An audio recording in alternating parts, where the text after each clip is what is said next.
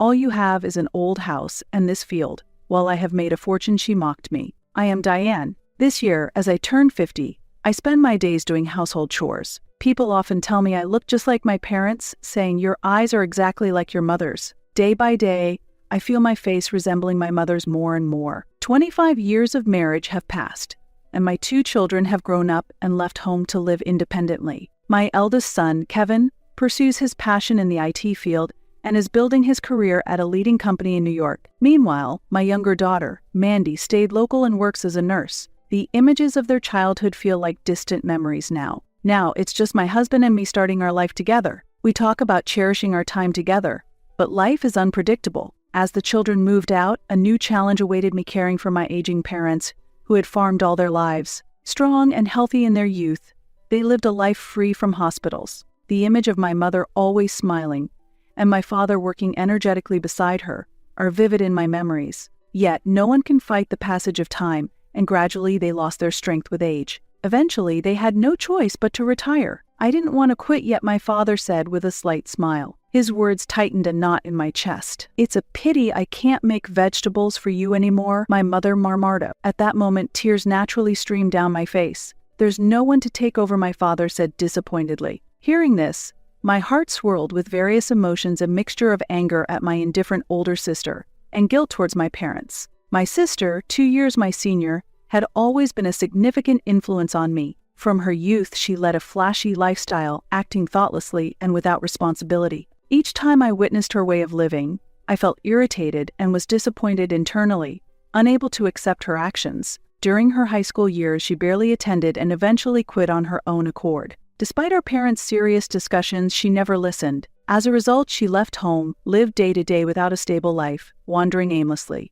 Then, without any warning, she would appear suddenly and demand financial support from our parents. Each time I saw her live like this, I felt immense frustration and powerlessness. Still, because she was their daughter, our parents couldn't bring themselves to scold her harshly. I felt a certain irritation with my always gentle parents. As they aged and moved away from farming, my sister stopped visiting home altogether. She harshly said, "Your life must be tough now that you stopped farming." Hearing her cold words, I couldn't help but feel indignation. She had no interest in our financially struggling parents. I was truly furious at my sister, who showed no gratitude towards our parents. Despite being my sister, her actions were dreadful. Seeing her attitude made me think that the saying "blood is thicker than water" is a lie. As caregiving became necessary, I returned to my parents' house and dedicated myself to caregiving daily. The daily caregiving tasks were physically and mentally demanding, but remembering the love I received from my parents as a child always powerfully supported me.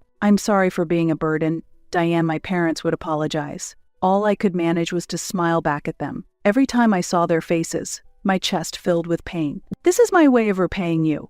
I am who I am today because of you, Dad and Mom." I expressed my deep gratitude. "Thank you," my mother said simply, with tears of gratitude. Seeing her like that, I struggled to hold back my own tears. The doctor had told us, "Your parents won't live much longer." Those shocking words left me feeling as if my whole body had frozen. Wrapped in deep sadness, I needed considerable time to accept reality. Even with emotions running high, I reached out to my sister. With trembling hands and nerves, I tightly gripped my cell phone. "I want you to come and see Dad and Mom," I said cautiously, suppressing my shaky voice. No matter how unreasonable her actions, she was still my sister, my family, and our blood connection could not be erased. At least in her childhood, she must have received our parents' warm love. I deeply hoped that somewhere she remembered that fact, because it might be the last chance. I told her to come and see our parents. However, her response was cold and heartless, contrary to my expectations. Her words lacked empathy, and her near betrayal response deeply wounded me. "What? Why?" "I don't have time for that," my sister replied indifferently. Hearing that, I was stunned and very disappointed. Was she really out of time, or was it just an excuse? Such thoughts crossed my mind. "It's bothersome," she continued, "to dismiss our parents so casually." I was appalled and overwhelmed with sadness. "I'm working a part-time job. I worked yesterday, and today I think I'll go to the casino." I could only sigh deeply in my heart. From the way she spoke, it seemed she might have gotten involved in gambling. "Oh, the same old pattern again," I thought, as my sister's bad habits crossed my mind, and I couldn't suppress the mental exhaustion I felt. Is gambling more important than visiting our parents? I can't believe it. I couldn't help but raise my voice. Her thoughtless words made me even sadder. "It's the most important thing for me," she said. Her words shook me deeply. "I can't believe you value gambling over our parents' lives," I screamed inwardly. Realizing again just how selfish and incomprehensible my sister's thinking was, my anger reached its peak. I could no longer tolerate such appalling behavior from my awful sister, so I decided to hang up the phone. After that, she never showed her face at our parents' home nor visited them. Her indifferent attitude also hurt me. Day by day, our parents lost their vitality, and their previous energy faded away. Unexpectedly quickly, my father passed away, and the next day, my mother quietly took her last breath. They died just one day apart, having cared for and supported each other until the end. Their loving presence and the immense sense of loss were precious to me. After I finished crying, I faced the busy days that awaited me. In a reality where even mourning felt luxurious, I couldn't help but give a wry smile. The preparation for the simultaneous funerals of both parents was busier than I had imagined. A cold air flowed through every corner of the house, filled with sadness. During this difficult time, not only did my husband strongly support me, but my children also actively helped. With their cooperation, I managed to get through it, filled with deep gratitude towards my family. Ideally, I should have been discussing the funeral arrangements with my sister, but she was nowhere to be found. Strangely, the house felt darker without her. I managed to contact her, but all I got back was an indifferent reply. "Huh? The funeral? Sorry, I'm busy. Handle it yourself," and she hung up abruptly. I was simply left in despair by her words. How could she say "handle it yourself"? My heart was a tangled mess of various emotions. Even at 52, my sister's irresponsible attitude hadn't changed at all. Time had passed, but the essence of a person doesn't change that easily, I realized painfully. As the funeral proceeded with deep sorrow, I felt both a sense of loss and anger towards my sister. Then, a few days later, my sister, who hadn't shown her face for a long time, finally came to our parents' home. Seeing her, my heart was filled with mixed emotions. Why has she shown up now, after not appearing at the funeral? I wondered, and I couldn't help but smirk. Probably she had come to discuss the inheritance. Being reminded of my sister's true nature, I felt very disappointed. "It's been a while, Diane. You've aged quite a bit." I inadvertently let out a deep sigh in my heart. "Leave me alone. You've aged just the same. I haven't been chased by child rearing like you, so I can stay much younger. Maybe people will think I'm your younger sister." Her first words upon our reunion couldn't have been more exasperating. Even with age, my sister's character and essence hadn't changed at all. Boasting about being single, she actually looked significantly older, which was striking. It was a moment that made me realize once again that time affects everyone the same. When she quietly prayed in front of the family portrait, for a moment, my heart softened, and I felt as if I was rewarded something. "What's the point of doing this? The deceased aren't watching," she said, pulling me back to reality. Why would you say that I wanted to argue vehemently in my heart, but facing her indifference towards our parents only brought taints? I took a deep breath and focused on suppressing my anger. I sat down, determined to get this discussion over with as quickly as possible. Wanting to leave this place as soon as possible drove me. "Let's begin then." "Thank you in advance," I exchanged words. Sitting in front of me was a calm lawyer. Seeing his composed demeanor, I gradually felt more at peace. Thankfully, our parents had carefully prepared a will, which brought some relief to this situation. I felt truly grateful for their foresight. The time to break the seal on the will had come. My heart was swirling with various emotions. "So, how much will I get?" my sister asked half-jokingly, ripping open the envelope with vigor. I was dumbfounded by her action. Calmed down a bit, I raised my voice. The atmosphere tensed up further, and the lawyer also started to read the will with a somewhat perplexed look. His words resonated throughout the room. According to the will, my sister received a considerable sum of money, while I inherited our family home and the fields our parents had tirelessly cultivated. This revelation stirred a mix of emotions in me. Upon hearing this, my sister exclaimed, "Really? That's fantastic," and burst into loud laughter. Her laughter echoed through the quiet room, feeling out of place. "Is this the cash? Wow, $300,000 in the bank account? That's amazing. They earned more than I thought," my sister exclaimed in surprise. As she stared at the bank book, the greedy gleam in her eyes gave me goosebumps. Indeed, the amount was substantial. Thinking about how our parents had built up such wealth through hard work filled me with pain. For my sister, who led an irregular life and never held a stable job, this sum was like a gift from heaven. Watching her exuberant reaction, I grew anxious. I, too, was surprised that our parents had left behind such a sum. Knowing their frugal lifestyle, it was a shock. They had poured their lives into farming, showing little interest in other pleasures. So thinking about their dedicated, simple lives filled me with mixed feelings. The contrast between their modest living and the fruit of their labor left me with deep, complex emotions. "And what about Diane?" my sister asked, still laughing incessantly, gauging my reaction. There wasn't a trace of her former self in her face, and the slyness behind her smile was apparent.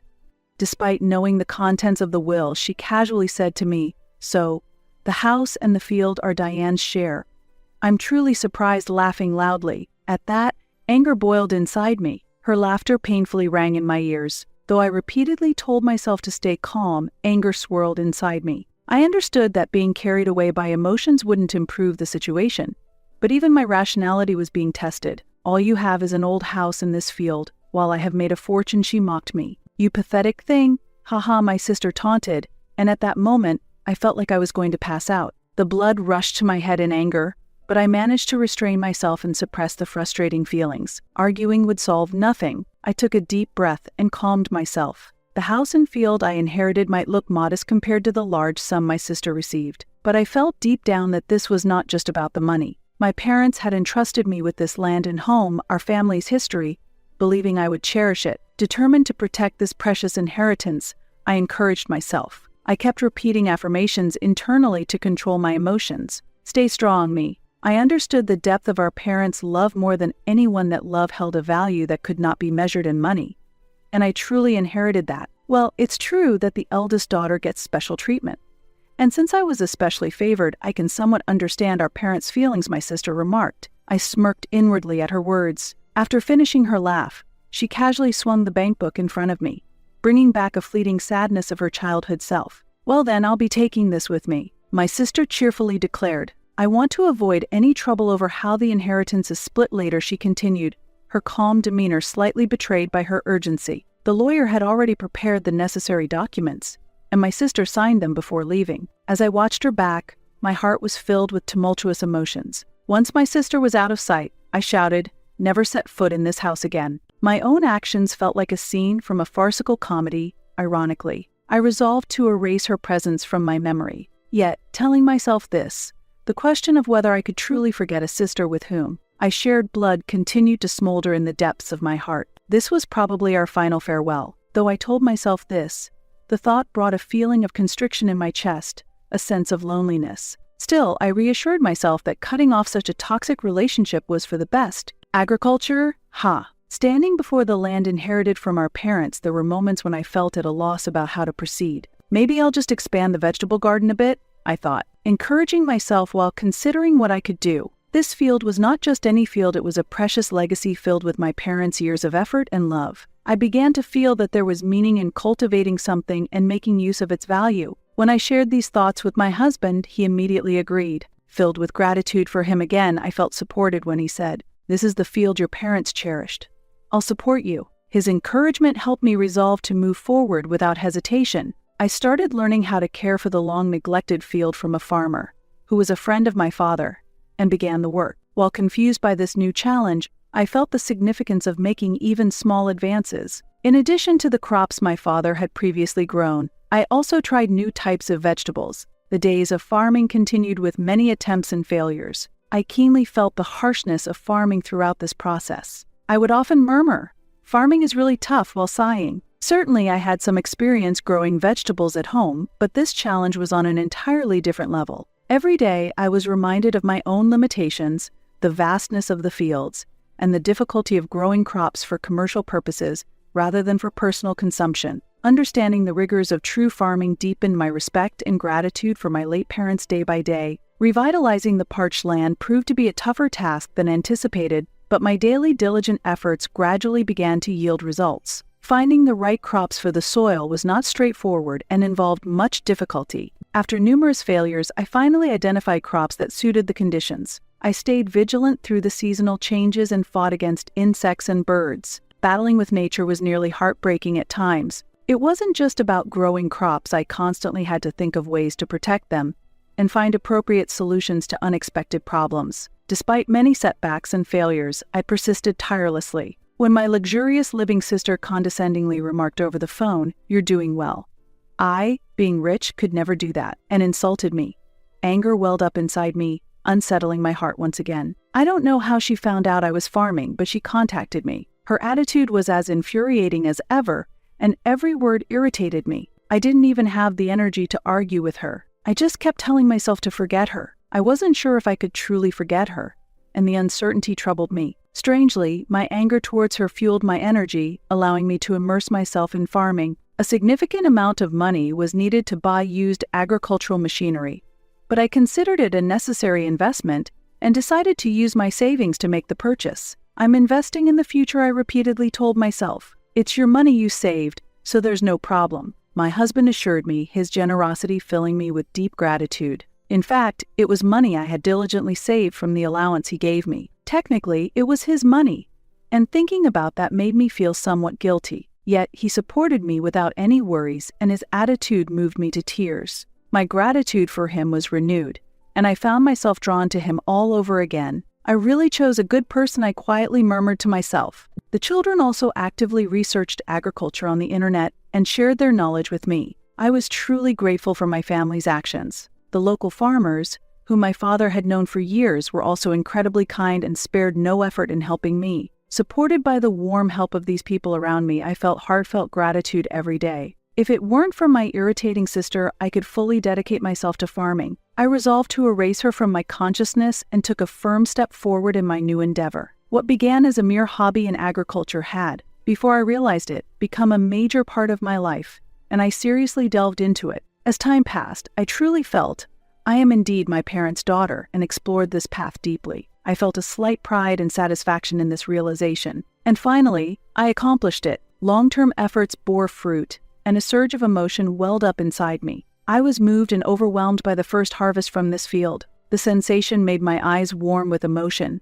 And though the yield was small compared to the vegetables my parents once grew, the fact that I had nurtured these results myself gave me a profound sense of fulfillment. That was enough. Even if the results were not grand, I repeatedly reassured myself of the significance of what I had achieved and felt the impact of having taken a significant step forward. "Well, you wouldn't think it's your first time, you're quite good at this," said an old man who had been farming for years, addressing me. His warm words made my heart feel cozy. "No, I've gotten old myself," I thought with a self-deprecating smile. Yet seeing his aged appearance reminded me somewhat of my father, and I was deeply moved. A compliment from someone who loved farming as my father did felt like encouragement from my father himself, and I felt nostalgia mixed with loneliness. "How about revising your fertilizer and watering? Maybe try that fertilizer your dad used to use," the experienced old man suggested. Listening to his advice, I realized there was still so much to learn. Based on this valuable information, I resolved to strive to come close to the rich flavors of the vegetables my parents once produced.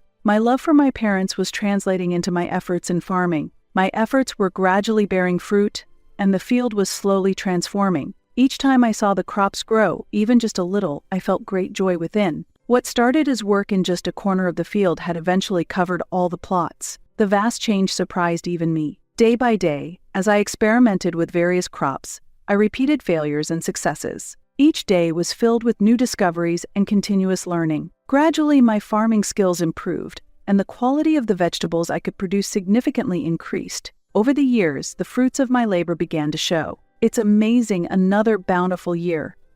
"Thank you," as always, said the words of gratitude from my buyers, making my heart leap. The joy of meeting their expectations and the fulfillment of being recognized filled me even more. We look forward to more. Hope and a sense of responsibility for the future have blossomed within me. Thank you. I look forward to continuing our partnership. I was filled with gratitude. The vegetables I grow in my field have reached a level where they can be sold. The land my parents cherish now supports my livelihood. We have also found merchants to trade with. Though gradual, this business is beginning to take shape. One day, there was a request to feature me in a special project titled, "How a Housewife Succeeded in Starting Farming." I was a bit bewildered by the sudden proposal, but learning that the vegetables I grow have become popular locally added to my surprise. However, this achievement is not mine alone. It exists because of the support and advice of many people. I have been able to continue farming, especially with the wisdom my father left behind. My father's teachings still live in my heart, and I hold a deep sense of gratitude. Yet, I am not satisfied with my achievements. Feeling the importance of evolving and aiming higher, even if slowly, I spend my days. I am still far from creating the ultimate flavor my father achieved, and my pursuit of that ideal seems endless. I was embracing a strong determination to strive even harder when suddenly, a voice from a forgotten past echoed in my head at the scream. "What is this?" I shuddered involuntarily. A cold fear ran through me. As I was heading to the field, a voice I should not have remembered called out from behind. There was my sister, whom I had not seen in a long time. "Sis, how many years has it been since our last meeting?" I could feel the length of time. Though I could recognize her from the faint traces of her former self, the person before me had changed significantly. Her appearance had aged remarkably. She looked so different that it was as if she was someone else entirely, beyond merely getting older. "You've aged quite a bit." I was astonished by my own comment that slipped out. "Leave me alone." "It has nothing to do with you." Her unchanged reaction brought a complexity of feelings within me. Noticing my gaze, she suddenly frowned and yelled. Seeing her angry face brought back memories, and I even felt a bit nostalgic. However, that expression no longer scared me. If anything, the scene was almost comical, and I had to struggle to hold back laughter. "What's with the sudden visit?" "I never thought we'd meet again," I said, trying to remain calm, but I was internally shaken. Why had my sister, who hadn't visited our family home for many years, suddenly appeared here? "What is this?" she asked loudly, pointing to the house behind me. I couldn't hide my confusion. "What do you mean?" "This is the house our parents lived in," I said, stating the obvious, yet somehow my heart was disturbed. "That's not what I mean. It wasn't this beautiful before. It used to be much older." "Ah, I see." I felt a little relieved by her words. I had considered selling our family home, but after renovating it, it has been transformed beyond recognition. It was the fruit of my hard work. "I renovated it a while ago," I answered, but I was scared of her next reaction. "You had the money for renovations." I felt a bit annoyed by her question, but responded calmly. "It was money I earned from farming." I answered confidently, but her response was as usual. "How can you make so much money from farming?" I wished she would ask more gently, not in a shouting voice. I'm not hard of hearing yet, but I sighed deeply inside. I grew vegetables on the field we inherited from our parents. They were well received in the market, and it has become a viable business, I explained. Still, her reaction was chilly, and it felt like she couldn't quite grasp it. "What do you mean?" Her response forced me to sigh deeply again. Despite my years of hard work finally beginning to pay off, she seemed unable to comprehend the difficulty of my efforts. When my sister arrived, I had a bad feeling that something unpleasant might happen, and that premonition was perfectly accurate. She said something shocking. "So that's it.